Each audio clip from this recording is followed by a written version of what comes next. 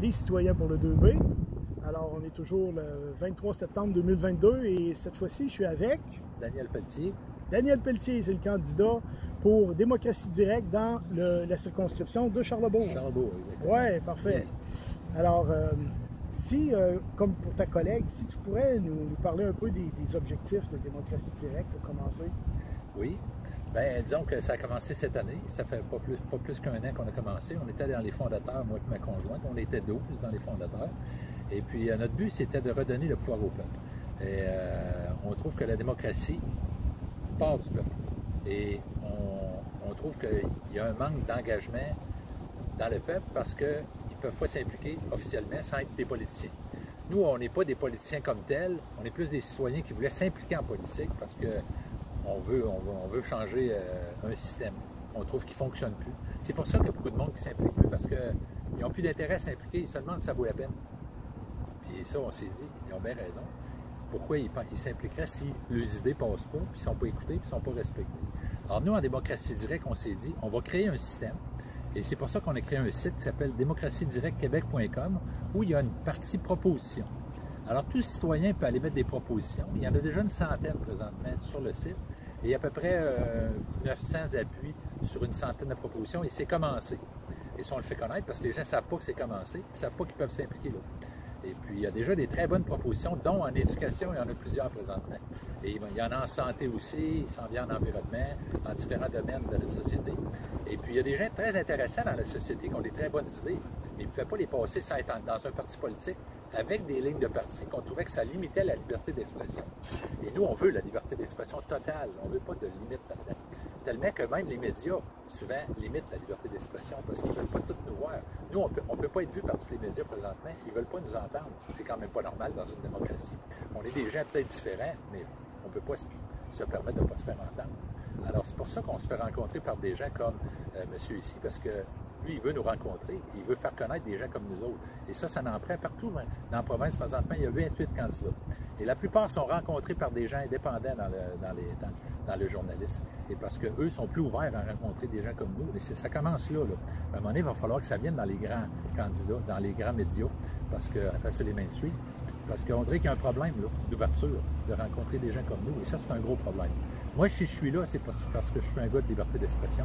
Je suis un gars de démocratie, de faire écouter toutes les sortes d'opinions. Et je sais que dans la société, on est tous différents. On ne peut pas tout être pareil. Il y a des mentalités différentes et c'est normal. Mais dans nos propositions, il va y avoir de toutes sortes de monde. Et le peuple, qui vont vouloir aller voir ça, qui vont vouloir s'impliquer, parce qu'on sait qu'il y a des gens que même s'ils peuvent s'impliquer, ils ne s'impliquent pas. Ça peut arriver. Mais s'ils veulent s'impliquer, ils vont pouvoir aller voter sur les idées qui sont là. Et là, on va voir le pouls de la population sur les idées qui vont être là. C'est sûr qu'il y en a qui vont devenir majoritaires. Il y en a qui vont monter peut-être à 200 000 personnes qui vont regarder une idée. Et là, ça va devenir une idée majeure qu'on va là emmener en consultation encore plus poussée. Et ça peut devenir un projet de loi. Parce qu'à ce moment-là, cette idée-là va devenir majeure. Mais peut-être dans 5 ans, ça va être un autre qui va devenir majeur. Ça peut être un autre domaine. Alors, on va voir le pouls de la population au moment où ça va se passer. Et ça, c'est la meilleure manière de voir la liberté dans une population, pour voir qu'est-ce qui est important pour eux autres à mesure qu'on avance. Parce que la société évolue d'année en année et les priorités peuvent changer. Mais c'est là qu'on va voir le pouls des gens quand ils vont aller voter. Ouais. Et là, ils vont être 100% libres d'aller voter là. Il n'y aura pas de limite. Et ça, c'est très important pour moi. Et c'est pour ça que j'aime ce système-là de démocratie directe présentement. Je trouve que ça donne la chance de chaque citoyen. Et c'est pour ça qu'on appelle ça le peuple au cœur des décisions. C'est notre thème principal. Et beaucoup de monde aime beaucoup cette phrase-là. Parce qu'ils sentent qu'ils vont pouvoir justement s'impliquer sans être politiciens. Et ça, c'est un gros point. Et c'est pour ça que les gens vont peut-être aller voter cette année. Peut-être pour nous, parce que justement, ils viennent de comprendre qu'est-ce que c'est qu'on veut installer. Un nouveau système, ils vont pouvoir s'impliquer, puis ça peut les emballer. D'ailleurs, il y a plusieurs personnes qui nous ont dit dans le porte-à-porte quand on a ramassé nos signatures, ça nous donne de l'espoir, ce que vous nous dites là. Parce que là, on voit qu'on va pouvoir faire une différence. Et ils n'avaient plus cet espoir-là. Et c'est pour ça, souvent, que le monde n'allait plus voter. Parce qu'il n'y avait plus cet espoir-là. Alors, on rallume peut-être de l'espoir, là. Bien, moi, je pense que oui. Là. On va le voir de plus en plus à mesure qu'on va avancer. Et puis moi, lundi soir, je fais une émission en passant qui s'appelle Démocratie directe. On vous écoute sur Facebook. Vous allez voir Démocratie directe sur Facebook. Et moi et Paul Line, un de mes amis, qui est un des fondateurs aussi, qui est dans le coin de Montréal. Paul Line, qui est à Montréal. Pour les auditeurs, ça s'appelle comment son nom? Line, c'est L-Y-N-E-S. Paul. Puis ça fait déjà 4-5 mois qu'on fait l'émission. On a présenté tous les fondateurs, on a présenté beaucoup des candidats qui se présentent dans les 28 candidats. On est en train de terminer ça là, dans les prochaines semaines. Et c'est pour que les gens puissent être en contact avec nous, puis évoluer avec nous autres sur la démocratie directe, puis pouvoir partager, avoir des questions. On est là pour ça, pour se communiquer ensemble et grandir ensemble dans cette nouvelle culture-là qu'on veut installer au Québec. Et déjà, il y a beaucoup d'engouement. On voit les gens, ça monte de plus en plus, ils vont venir nous voir, nous poser des questions. Ils peuvent chatter, ils peuvent venir à l'émission aussi, on envoie un lien, ils peuvent rentrer dans l'émission s'ils veulent nous parler en personne. Alors, tout est ouvert pour l'évolution. Et on va pas arrêter le toit, nous. On commence. Là. On vient de s'installer pour se faire connaître. On a semé. Là, il reste la croissance qui va venir dans les prochaines années. Parce que les gens vont entendre parler de plus en plus de démocratie directe. On est juste au début. Alors, si vous êtes ouvert à écouter ça, vous avez cette émission-là, puis vous avez à voter pour nous, pour qu'on puisse commencer à s'installer pour faire une différence dans la société présente. J'ai des questions concernant la démocratie dans notre société, puis je voudrais savoir, connaître ton point de vue là-dessus. Oui. Une obligation possible pour les citoyens d'aller voter, comme ça existe en Australie. Une obligation d'aller voter, même avec des sanctions si les gens ne le font pas. Oui. Est-ce que tu es en faveur de ça? Moi, je dirais non. Mais je dirais plus donner le goût aux gens d'aller voter, puis qu'il y ait des bonnes raisons d'aller voter. Comme on l'a vu au référendum en 1995, il y a eu une très grosse participation. On n'a pas obligé personne, puis il y a eu 95 personnes. Parce que là, il y avait vraiment un intérêt important, puis il y avait un enjeu majeur qui a fait une différence. Mais je pense que si les propositions viennent des gens, puis que c'est eux qui vont décider d'aller voter par intérêt, puis par passion, là, parce qu'il y a quelque chose qui vient les chercher, bien, ça va être normal qu'ils vont aller voter. Ça va venir naturellement d'eux autres. Je pense pas qu'on peut forcer la liberté. On peut la proposer, lui donner le goût. Et puis là, je pense que si eux autres se sentent impliqués, se sentent interpellés par les idées, ils vont y aller voter.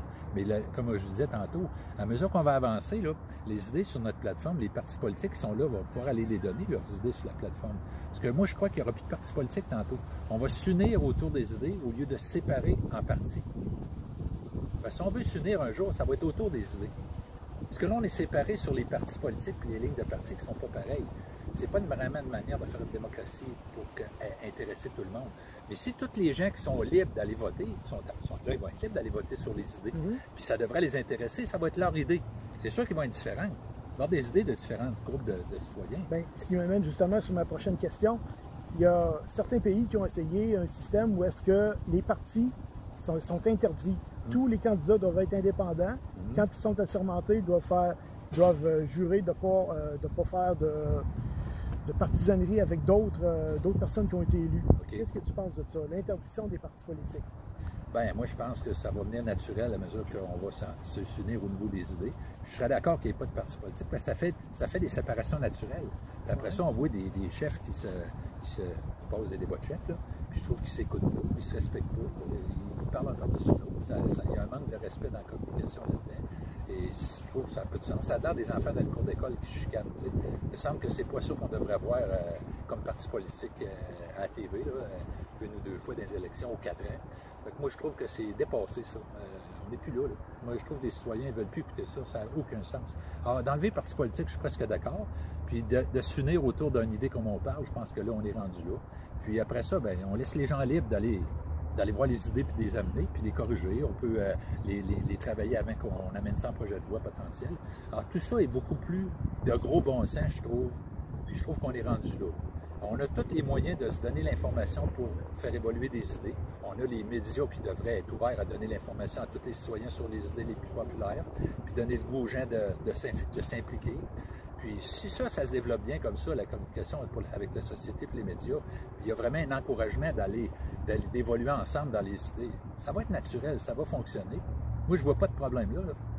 Puis c'est comme ça, je vois ça. Moi, puis je suis pas tout seul à voir ça de même. On est de plus en plus de monde. Alors, je trouve que c'est du gros bon sens. Puis c'est ce qu'on parle aux gens, puis ils nous le disent. Ça a du gros bon sens. Ils ont rarement entendu ça comme ça au Québec. D'ailleurs, jamais entendu ça comme ça. Ils ont juste vu de la politique qui se sépare tout le temps. Puis ils sont tannés, là. Ils ont raison.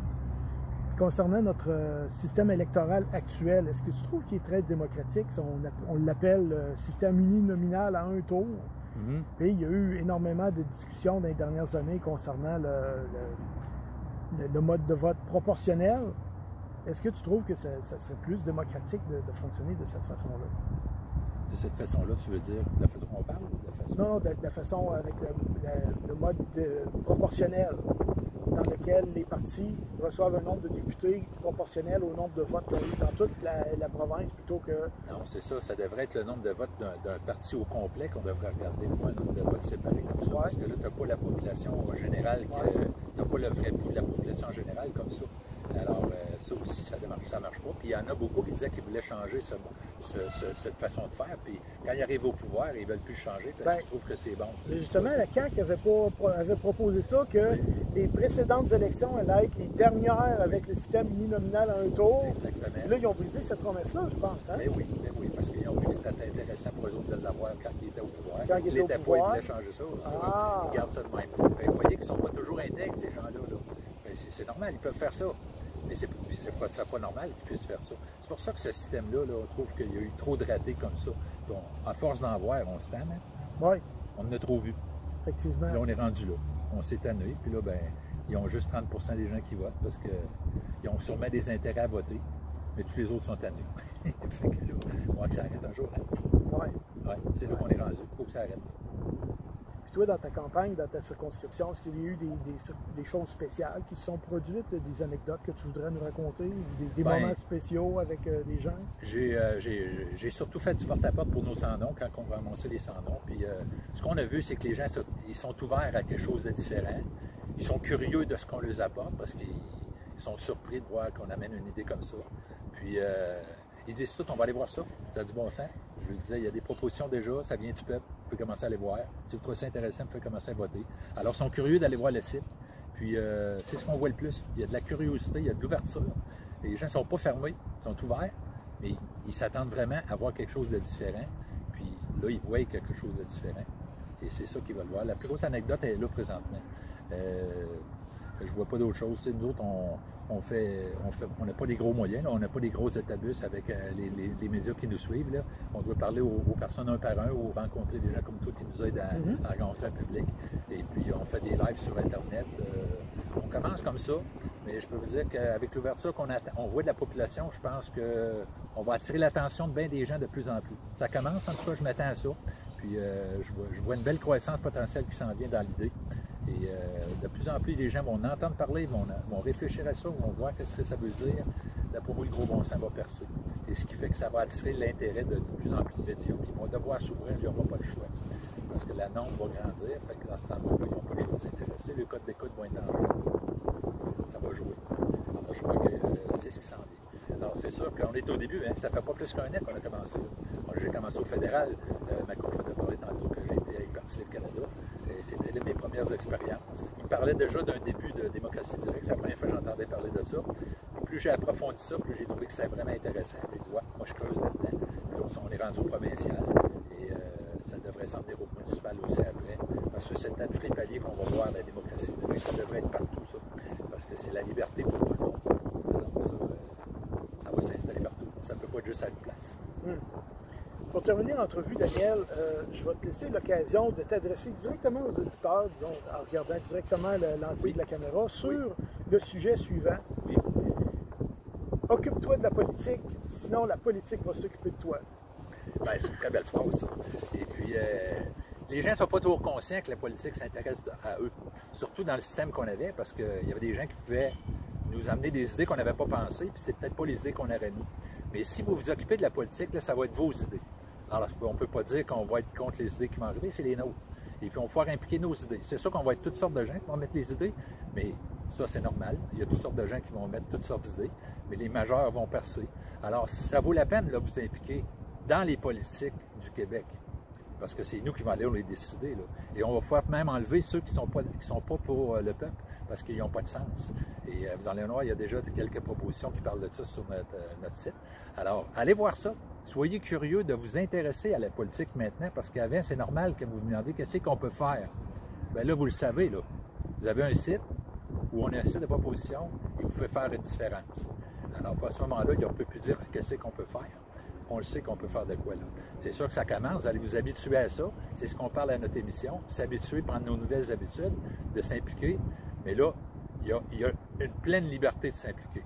Alors, avec ces conditions-là, le goût devrait revenir de s'engager parce qu'on va pouvoir faire une différence. Bien sûr, on va pouvoir monter ensemble. On doit travailler ensemble, la population. On ne sera plus séparés. La clé est là. Alors, moi, je vous invite à voter pour votre cœur. Votre cœur va vous amener où ce que vous voulez présentement. Si vous êtes pour la liberté, ça va sûrement être démocratie directe. Puis après ça, vous allez vivre de plus en plus vos habitudes pour créer une nouvelle culture au Québec où on va se sentir libre de s'impliquer. Ça va être le fun. Les médias vont supporter ça. Ça va tout changer l'atmosphère de la politique au Québec. C'est ce que j'avais à vous dire. Alors, profitez de l'occasion qui se présente. Ça vient de commencer. C'est bien. Merci, Daniel. Moi, je vais rajouter l'adresse du site Internet, de votre site Internet dans le bas. Alors, les gens sont capables de le voir présentement. Alors, je te remercie pour l'entrevue. Bien, ça m'a fait plaisir. Et merci toi aussi de nous faire connaître parce que ça prend des gens comme toi. Oui, ça fait partie de ma mission. Super. Excellent. OK. Merci beaucoup. À la prochaine, tout le monde. À la prochaine.